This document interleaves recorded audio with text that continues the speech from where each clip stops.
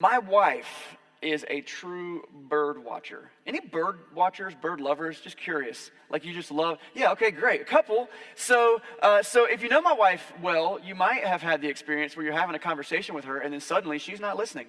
And you find out she's looking at a bird in a tree. And she's like, oh, that's the yellow-toed, blue-breasted warbler fence sitter. Yeah, I don't know, that's a real bird, right? And she's like, oh, I've never seen one. And I don't know, she got a little notebook or this app, actually. It's a big thing. And here's the thing, birds are really cool. I've learned a lot from my wife about birds and their habits. But we had an amazing experience. It's been a couple of years ago now when I was walking with my wife and my brother and his wife, my sister-in-law, and she is also quite the nature lover and observer, and the two of them noticed something that the two of me and my brother did not notice because we're not observant about birds. They saw a hummingbird. Hummingbirds are pretty amazing, but they noticed that this hummingbird wasn't doing normal hummingbird stuff. It wasn't just going from flower to flower like you normally see. They noticed that it was going to a nest. Have you ever seen a hummingbird nest in the wild? It's amazing. So we got a couple pictures. I want to walk through these with you. They were actually able to get a picture. This is one that my wife or my sister-in-law one took. That is a hummingbird at its nest. I think by standing on someone's shoulders or we did some kind of human ladder or something, we got these next two pictures. Look at this. Got an egg, and let's see the next one. 2 eggs were in that little nest. All right, now you need to know the scale of this thing. Hummingbirds are tiny. Look at this. It's next to my wife's car keys. That is how big this thing is. It's like this big. Isn't that amazing?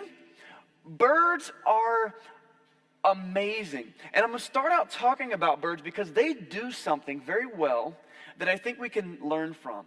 Have you ever watched a flock of birds? The big old cluster of them in the sky as they just shoo, shoo, shoo. And it's like they've choreographed this amazing dance in the sky. And how do they do that? Or when they're all on the ground, on the field, I mean, a little boy just steps into the field to chase them down, and within seconds, they're all gone. How do they have such good reflexes? Scientists have spent a lot of time researching this, and the idea is that birds, it's not that they're just following a leader. You see the flying V formation. Like there's like a leader and there's some kind of hierarchy system happening there. They take turns. But in the big flock like that, it's not that they're just following one leader and then, when Charlie says, let's all fly away, they all fly away. It would take too long. There'd be too much delay. No, it's like the whole flock. This is what scientists have kind of concluded, as much as you can, that the birds seem to anticipate the entire action of the whole flock. And so that almost instantaneously, they will all move together. Isn't that incredible? It's amazing. And they are in flocks for pretty good reasons. The main two reasons are pretty obvious and pretty powerful. Like, one thing that is really good about being in a flock is that they're safer. They're more protected. As a big group, they're more intimidating to other predators, and also they can look out for each other. If a bird gets separated from the flock, they could be in danger. And the other reason why flocks are probably really valuable for them is it helps them to find food easier. I mean, instead of just 2 little beady eyes, you got millions of beady eyes, and they're all looking for worms, and then someone's like, I found the worms. I also think it might be harder because it's like, okay, you ate the one worm you found. Charlie, like, why did you tell us there was more worms? I don't know what birds do, but we're talking about birds this morning because I think they're teaching us something that we can really grow from. We're starting this brand new teaching series called Better Together. And hopefully you can see immediately, especially in the little bumper video we just showed, like these birds, when they're together, they survive better, they're stronger, they thrive better. The title of this series comes from a book that I've recently discovered by a guy named Rusty George by the same title, Better Together. Actually on Amazon right now, you can read a Kindle version for free. So I checked that out several weeks ago. I was like, I like it. I'm gonna grow from this. And I got the idea from another pastor friend of mine. But I was drawn to the idea of better together, especially as the church, because through the last 2 years, we've experienced a lot of apartness, haven't we?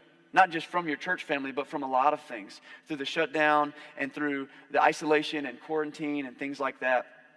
And what we're seeing is actually is sad across the nation. Churches everywhere are seeing a huge decline in their people being involved with each other. Not just Sunday morning stuff, but less people are going to the events that we do in the small groups and the Bible studies and all these things. And obvious reasons. I mean, we're staying socially distant on purpose, and we're trying to slow the spread of the virus and whatever. Like, the whole stuff that we're all talking about. But the sad thing is this. There is something that we've noticed in the midst of all this. There's a disturbing reality.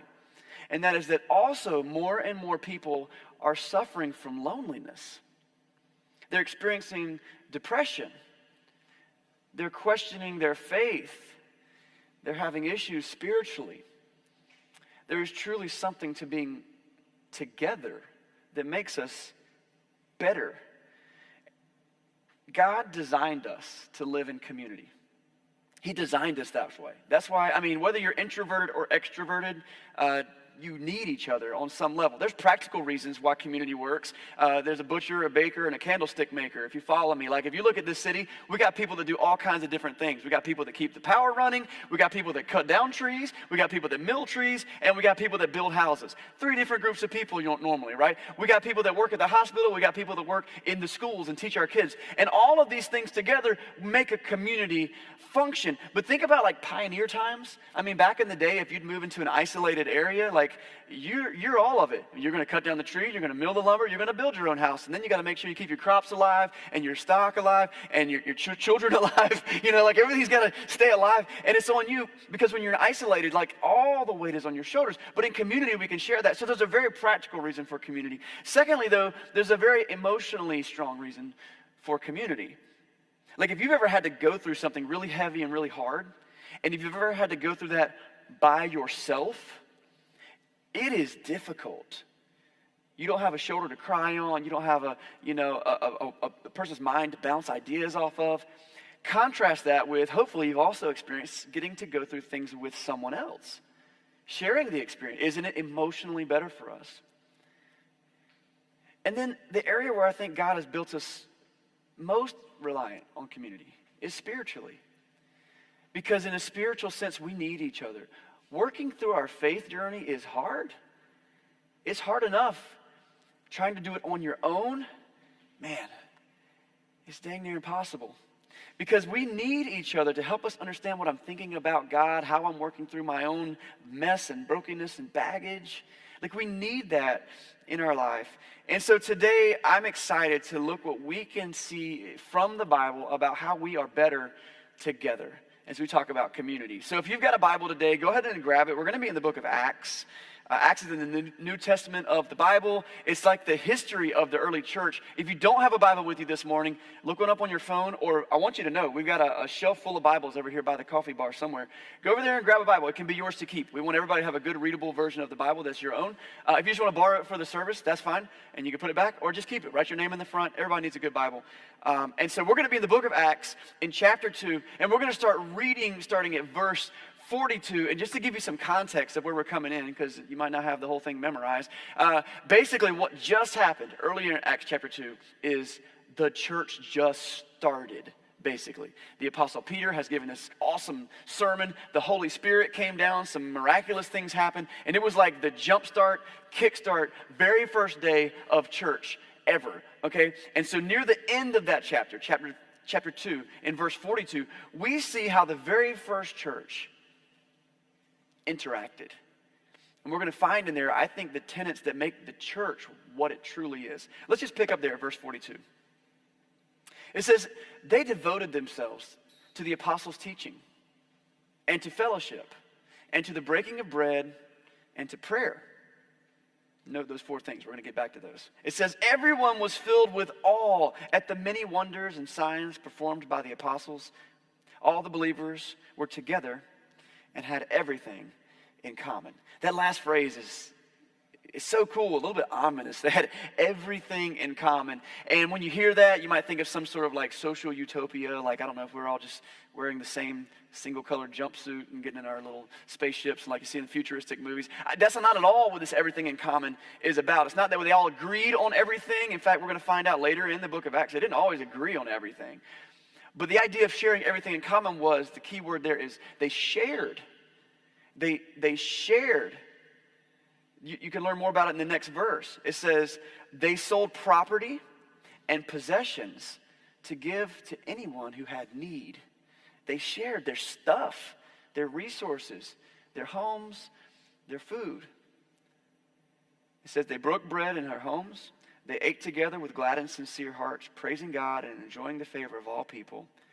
And the Lord added to their number daily those who were being saved. So that's the picture of the early church that we get at the end of chapter 2 in Acts. You just see this group of people, and the word I want us to use is together, or community. They needed each other. And we're going to see as the story of the church plays out, if you were to read the rest of the book of Acts, that is the model. They're meeting in each other's homes. They're sharing meals together. They're doing all this stuff. We noticed that there were 4 things at the very beginning of that passage that I want to spend just a few minutes talking about today. It says they devoted themselves to the apostles' teachings, fellowship, breaking of bread, and prayer. And so we're going to take those 4, we're going to break them down, because I think as a church family here today, listen, whether you just got here for the first time today, whether you're a college student just moving into town today, or whether you've been coming to our church since we turn 8 years old next month. For 8 years, maybe you were coming to our church before we launched in this building, and we were meeting in house churches like almost 9 years ago. Like, no matter where you fall on that spectrum, I want you to know that this is a community that together we can share. We can take care of each other. We can grow together. How do we do that? Well, the first thing that they focused on was the apostles' teaching. And this was vital to them. The apostles' teaching. This is why. So the leaders, the teachers, the pastors at these early churches, you know who they were? They were the apostles. The apostles were the group of people that followed Jesus for his 3 years ministry, and they sat at his feet, and they sat around campfires with Jesus, and if there was anyone who understood what it was that Jesus wanted us to do in the world, it was these apostles. And so as the church begins, he kind of ordains them to say, listen, you are the leaders of this church. So the early church devoted themselves to the apostles' teachings. Now, this is interesting. This is before the New Testament was written. It was actually being written right now. Because not everyone was going to get to hear from the apostles. They were a finite group of people, so they wrote down letters and they sent them out to all the churches, and they were like, listen, this is how you should conduct yourself. This is how you should do church. This is how you should serve the community. This is how you should treat people who are your enemies and people who are going against you. So they write these things down, and they eventually become compiled into what we call the New Testament today. And so even in modern times, we need to be a church that is devoted to the apostles' teachings. Because these are the people who sat at the feet of Jesus and learned from him. What do you want from us? How can we change this world? I love the phrase that God wants to partner with us to change the world. And one of the things that he did is give us these guys to teach us some things. And so that's the first of that list. They devoted themselves to the apostles' teachings, fellowship, the breaking of bread, and prayer. Now those last three, we're going to spend a few minutes on those. We're going to skip fellowship. I want to save it for the last, because that's really the whole big idea of better together. Let's look at the last 2 real quick. The first one is this: the breaking of bread. The breaking of bread. Now, when I say breaking of bread, maybe immediately you're thinking food, right? You're not wrong. Food. One of the things the early church was devoted to was meals together. They shared meals together. They really, now, can you think of a better way to break down barriers and unify with someone else than grabbing lunch with them? What do we do when we want to connect with someone we haven't seen in a while? Hey, you want to grab some lunch? Right? What do you want to do? You know it's going to be like a job interview that's going to be a really good one if they say, can we take you out to lunch? Like, you can really break down barriers and build unity over a meal. And the early church was really big on that. Beyond that, and also sharing meals is a great way to take care of people who are in need. Look, if we're already cooking a big pot of soup for the family, let's invite, the neighbors who maybe don't have as much. But there was a very special meal that they focused on weekly. It survives today in what we call communion. We've got these little stations, and we'll talk about them a little later in the service, where there's a little cracker and there's some juice. I'm going to tell you, the early church had communion. They had communion every single week, but it wasn't nothing like what we do, man. They were like Thanksgiving spread, okay? They called it a love feast, and everybody's bringing it's a potluck, and people are bringing their stuff. And after church in the service, like right at someone's house, we're laying it out in a picnic style, and everybody's enjoying the fellowship. And it's a follow-up, and again, we're going to talk about communion when we get to our communion time, but it's a follow-up to what we see the disciples doing with Jesus before he gave his life on the cross. And it's something that Jesus instructs them to do, that every time they get together and they break bread, that they remember his death until he comes again. This is something that the early church did every single week, which is why we do communion every week at our church. One of our goals, we're a non-denominational, independent church. Our goal is to do our best to be like a New Testament church in 2021. And so what did we see the early church do? We saw them break bread together every week. And so it survives in a symbolic meal that we have here. But the breaking of bread, it allowed them to remember the death of Jesus and his resurrection. It allowed them to share time together. It was beautiful. They also devoted themselves, the last thing on our list is to prayer. Prayer is, if you're going to have a community, focused around God, who's someone you think you should invite? God. And so prayer is an excellent way of just communicating and communing with God. Prayer can be confusing. I've done several teaching series on prayer since we started this church here, and every time we get into it, I love the feedback we get, because I think when it comes to prayer, we get confused. I don't know about you, but I've prayed for things and asked God to do things that didn't happen the way that I wish that they would. And so I'm looking at that like, did I do it wrong? Is he not interested? Is he not listening? The more that I understand prayer and the more that I live my life, the more that I kind of realize that God is always listening. And I believe he always answers our prayers. It's just that the answer isn't always yes. Sometimes it's not right now. Sometimes it's, let's just see how things work out. Sometimes the answer is, no, that's not good for you. You don't need that. Or I've got a better, sometimes it's like, oh, you think you want that. You just wait. I got something so much better in store. But what is prayer? Prayer is a conversation with God. It's sharing my heart with him. And we can do it when we eat. We can do it when we go to bed. Those tend to be typical times. But I'm telling you, the more that we can get in the practice of just communing with God throughout the day. I mean, you're just having a stressful moment. And in the moment, if you can just be like, Lord, if you can just help me calm down right now. His Spirit moves among us and it really changes us and it helps us. But what we see the first church doing is that prayer was something they were devoted to together. So we pray in our services, like we've done it. I think Will prayed a minute ago. And a lot of times it seems like prayer is just a transition. It's like, well, let's make sure it's not awkward when one person's walking on the stage and the other person's walking off. Somebody pray as a transition. And it's easy to get stuck into those little ropes. But what I love is that recently, we do this all the time. As soon as we see a big need in our church family, it often happens right after services here. And so maybe you've been around for one of these prayer times. Immediately, me or someone will go around and we'll just put a couple people on the shoulders like, hey, we need to pray for so-and-so. Can you just pull aside with us real quick? And we will gather around them in prayer. And often it'll follow up with like a group text or some more conversation like, hey, how's that going? We're continuing to pray for you. Because we can pray on behalf of one another to God. And so they devoted themselves to the apostles' teaching, to the breaking of bread, and to prayer. These things were huge. But the one we skipped was fellowship. We're in this series, Better Together, and the goal of this morning is to just kick us off. It's an intro. We're going to get into some of the more logistics of how can we have community, and what does it look like for me to take some steps towards growing in community and playing my role in community. But God created us to exist in community. That's what the church is. If I were to do a survey, maybe of this room or maybe a broader audience, and just kind of said, when I say the word church, what comes to mind for you? One of the very first things that comes to mind for people is a building. I'm telling you this. When we first moved to this city to start a church, and there was just nobody but like 5 or 6 of us, and we were like talking about our church, the very first thing, hey, we're having a church. They're like, the very first question is, where's your building? That's what they want to know. When you go downtown, you could say this. There are a lot of churches downtown. You noticed it? Steeples and all kinds of cool architecture. Here's the deal. I'm not slamming that. That's a culturally accepted thing. When we say church, we're also referring to a building. Also, the building is a very functional space. Like, for example, here we are. We're sitting in a space, and it's very functional. It's funny that sometimes my family, when we're talking about coming to this building, we'll talk about, hey, I'm going to go over to the church. So it's very common in our vocabulary. One day, Venture Church will have our own building. There are a lot of people praying for that right now. We have been actively looking and trying to figure out the finances for it. If you want to know more about that, come and ask me, but I'll tell you this, it's expensive, and we got a good deal here. So that's kind of that's the summary, all right? So, but we'd love to have a building. If you're wondering, like, what kind of stubborn people are they that want to keep on setting up stuff up in the gym every week?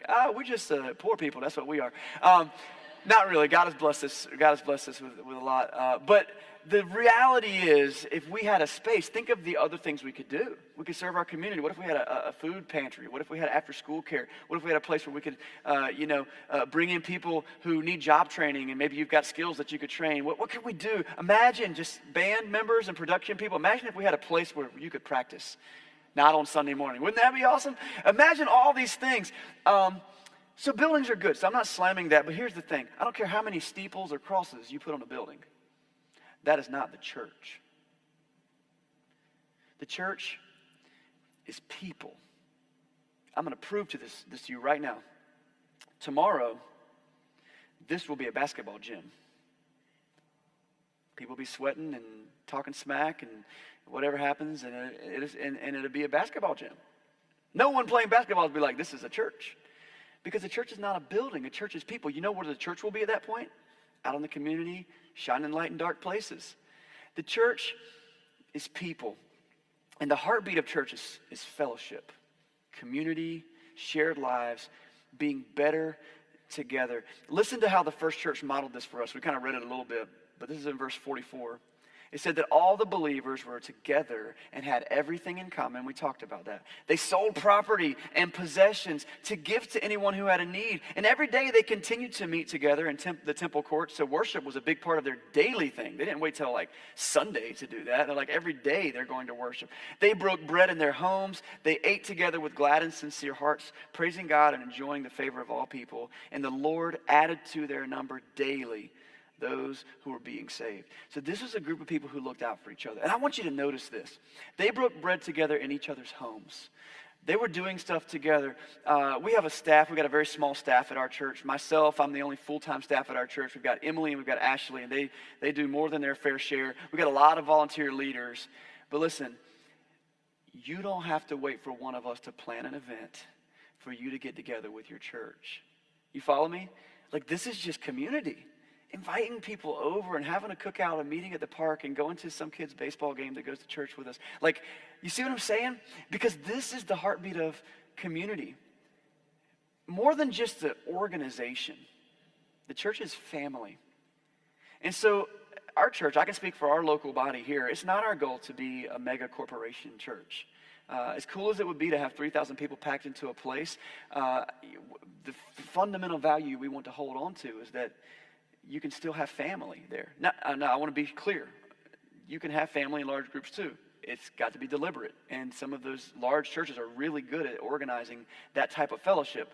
But what I'm saying is the goal is not for us to be a business. The goal is for us to be a family. We were designed to live in fellowship. You know, when God created the first human being, Adam, by verse 18 of Genesis chapter 2, he already realized that Adam wasn't going to be good alone. Genesis 2:18 said, God said, it's not good for man to be alone. I will make a helper suitable for him. Why? Because God knew that Adam needed someone to share his life's experiences with. To laugh together, to cry together, to work hard together, to play hard together. And that's what church needs to be. Community enriches our experiences, but it also shapes us. Let me just take it a little aside here and just talk about, we have natural communities all the time. You work with people, you play with people, you've got neighbors and stuff like this. I believe that your closest community will shape the direction and the quality of your life. I want to say that again, make sure you don't miss it. Your closest community will shape the direction and the quality of your life. This is why if you have a miserable job and people that you can't stand being with, it's why you go home every single day hating it. Because it shapes the direction and the quality of your life. It's why when you're with people that just bring you joy and make things awesome, you're like, woohoo, things are great. Because our closest community shapes the direction and the quality of our life. I don't want to downplay the role of God's Holy Spirit in our life and other factors, but I'm just saying we understand. This is why so many people have part of their story where they get to a part and they were like, yeah, then I started hanging out with a bad crowd and things went south for a while. That is part of so many people's story because our community shapes the direction and the quality of our life. And if we hang with a crowd that's going to bring us down, where are we going to go? Down. We're going to lower ourselves to that level. And so one reason why we're better together is because we're able to lift each other up. Now, I'm not saying that Christians should only hang out with Christians.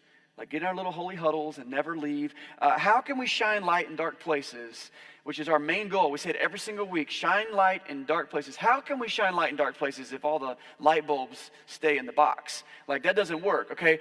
We've got to be out into the world. Jesus said it this way. He said, set your lamp up on a lampstand so that the whole world can see it.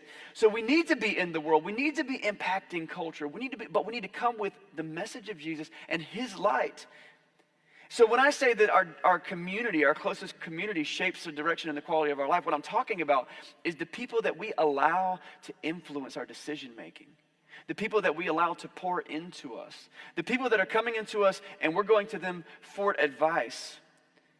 And if they're not coming from a place of godly wisdom, then maybe it's not wise for us to lean into that.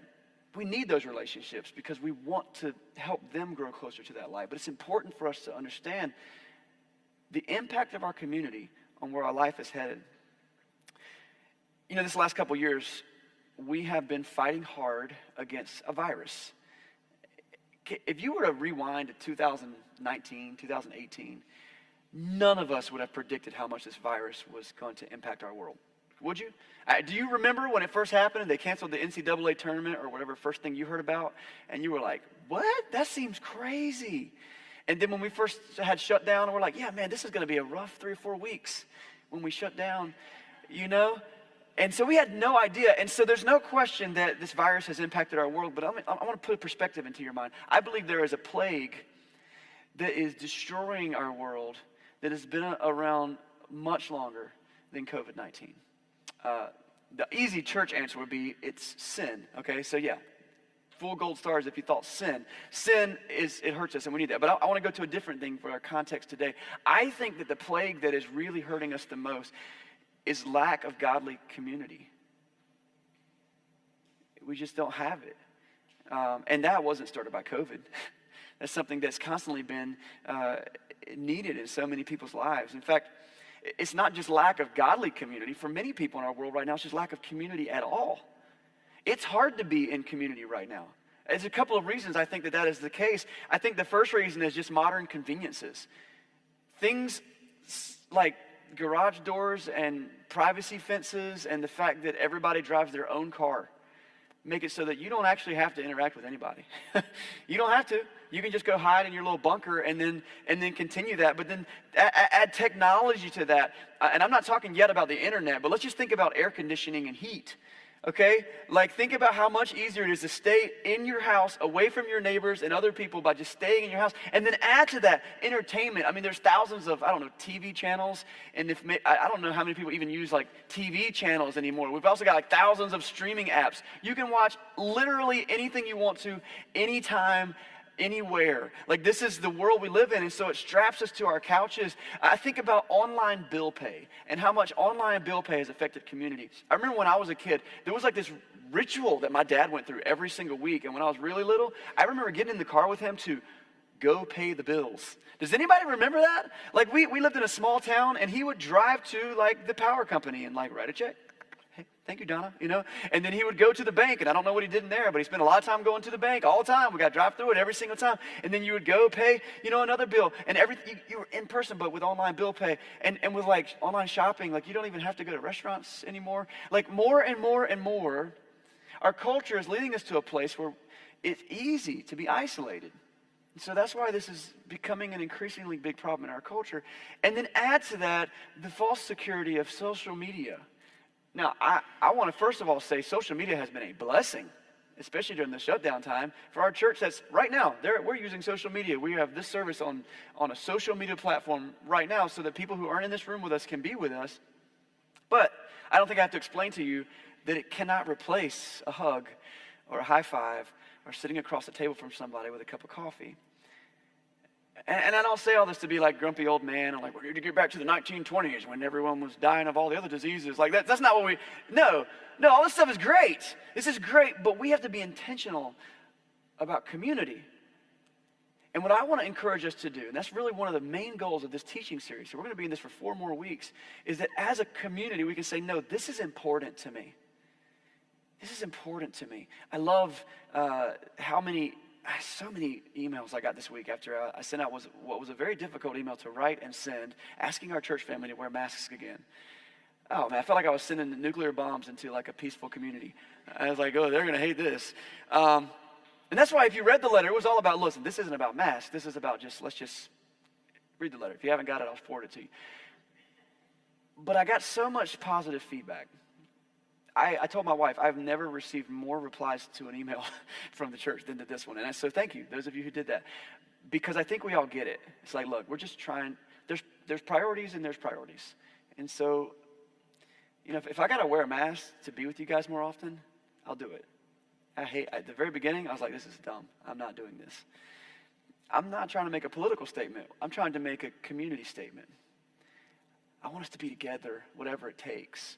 And that doesn't mean just this gathering here. That means like whatever we can do to be together in the community, make different friendships and help that grow. That's the goal of what we're getting into this whole series. Guys, we are the church, and the church is people, and we need each other, and the world needs the message that we have to offer. Jesus was God in the flesh that came to this planet to establish community with us. So many other world religions have this belief about a big angry God sitting on a cloud, throwing lightning bolts or whatever, that kind of mentality. But we have a God that came near because he is a God who values community. We're better together. And the first church was all about it. Again, Acts chapter 2, this is verse 46 and 47. They broke bread in their homes. They ate together with glad and sincere hearts, praising God and enjoying the favor of all people. And the Lord added to their number daily those who are being saved. That last little line is huge, those who are being saved. Listen, if you've been a believer for a long time, I hope that you can really grab onto this. If you're just visiting and you're finding your footing in faith and stuff, that's cool too. But I just want you to, I'm glad you're here, super glad you're here. I hope you come back. But those of us who have kind of been in it for a little while, this is not just a social club. Souls are at stake. And when the community in the early church gathered, their main goal was to introduce people to Jesus to redeem their soul from sin. That's why they broke bread. That's why they gathered and prayed.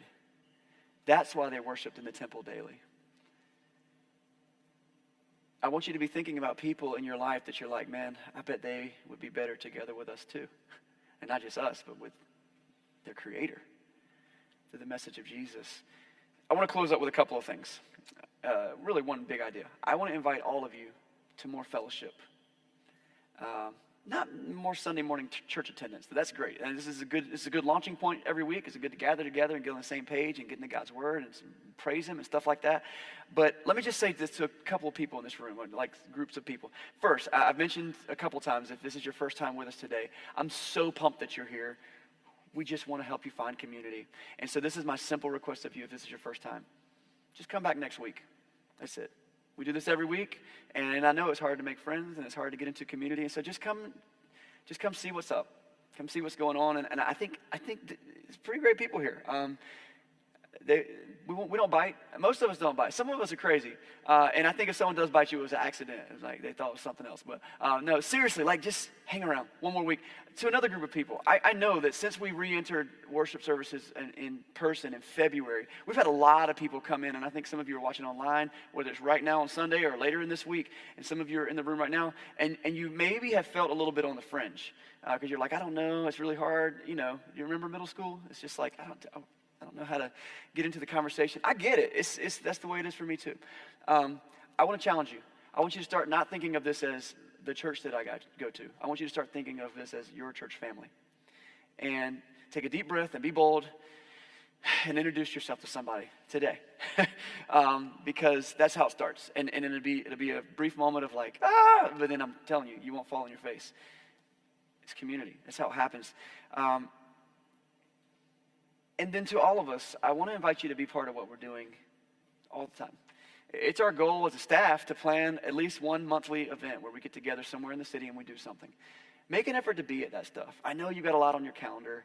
I know that especially those of you who are here setting up on Sunday morning when we plan things on Sunday afternoon, you're like, man, that's like 24 straight hours of doing stuff at church. I get it. But if you go to our homepage of our website, jointheventure.com, scroll to the very bottom, there's a calendar on there. And we keep it as up to date as we can. We've got stuff planned all the way through October and November right now. And so get that on your calendar so that you can free up some other time and make sure that you're with your church family and be part of that. I mentioned already the college students that are in the area. And so college students, come hang out at my house tonight, if you will. I've already talked to a few people, so I think you won't be alone with just me and my wife and my crazy kids. And so, but even if it's just us, we're pretty cool. My wife makes good food. Come hang out with us. Start building some community there, and help us help you find an anchor. I want to talk to our men and women. In October, we've got a men's retreat and a women's retreat. And I don't want to get the dates wrong right now, so I'm not going to say that. Look at the calendar. But we're going to be announcing it soon. And that's a night away. where we're going to go stay in a place. We're going to just have a great retreat away, and it's going to be stuff that will not only just fill you and help you in your life as you are right now, but help you grow in community with each other. And then another great way is to serve together. And so next month, September 26th, we're actually not going to have our worship services here in this room. We're going to do something that we used to do in the early years of our church. We're just going to cancel that service. We're not going to cancel the service. We're just going to serve in a different way.